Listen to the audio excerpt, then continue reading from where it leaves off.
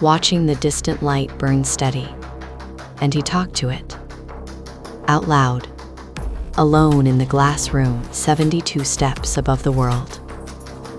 He told it about Lily. About the yellow raincoat. About gap teeth and rain boots.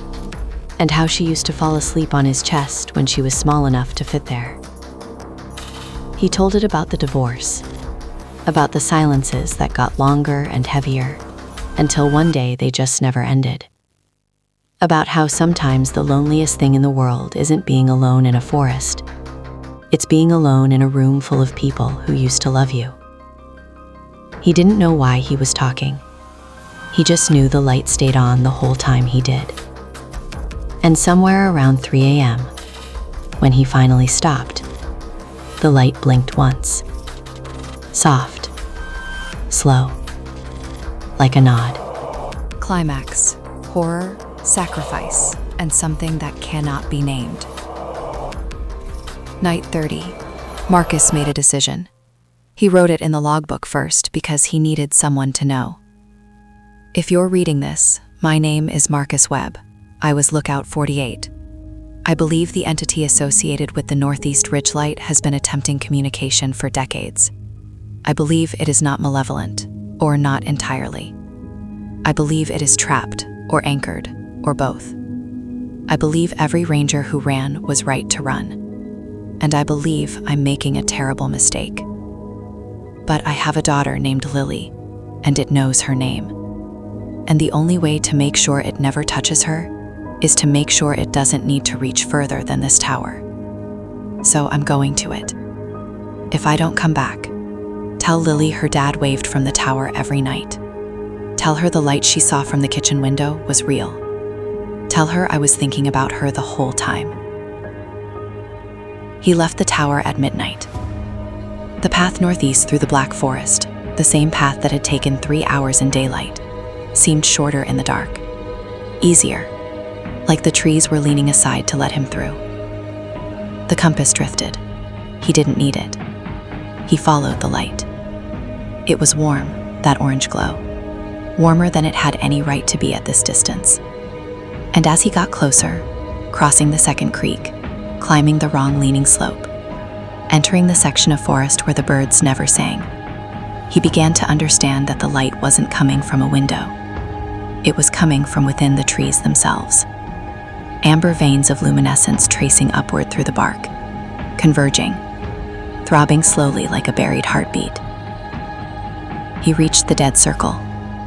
Lily's nose was still carved there, but something new had been added beneath it, in different handwriting, smaller, older looking, like it had been there for years and he'd simply missed it before.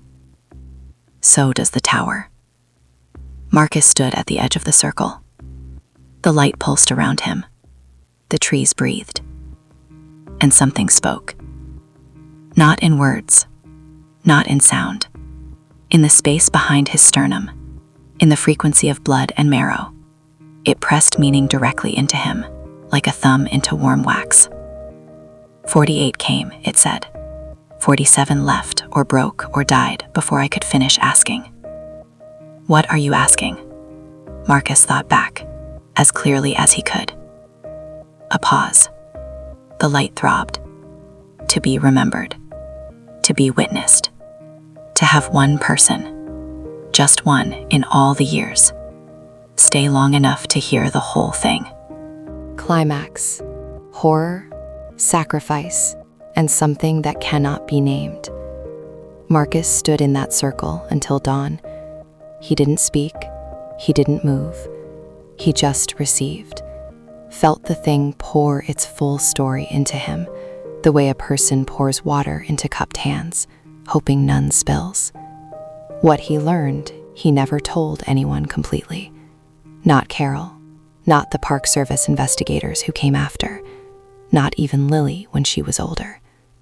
But when he finally walked back out of that forest as the sun rose orange over Blackwood, walking slow, eyes forward, the dead circle quiet behind him, he sat down on a log at the tree line, pressed his face into his hands, and wept.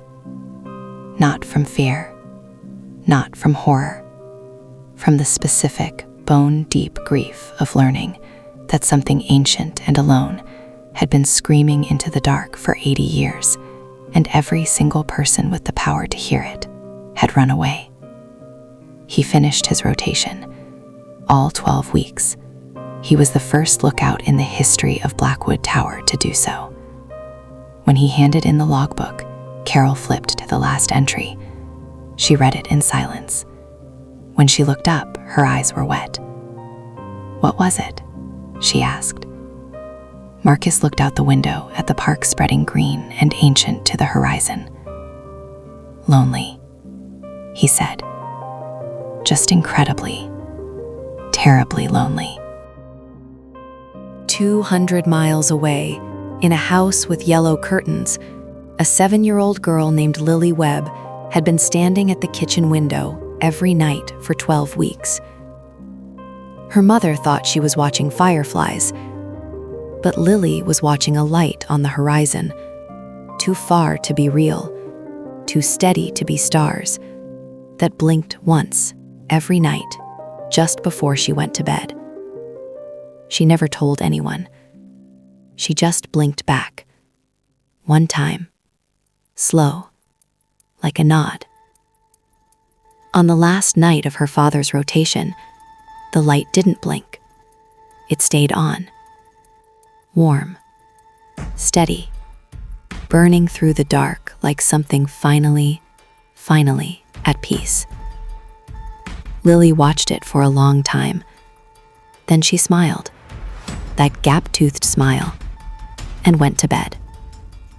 And in Blackwood National Park, in a dead circle of earth surrounded by amber-veined trees, something that had been screaming for 80 years, finally, quietly, went silent.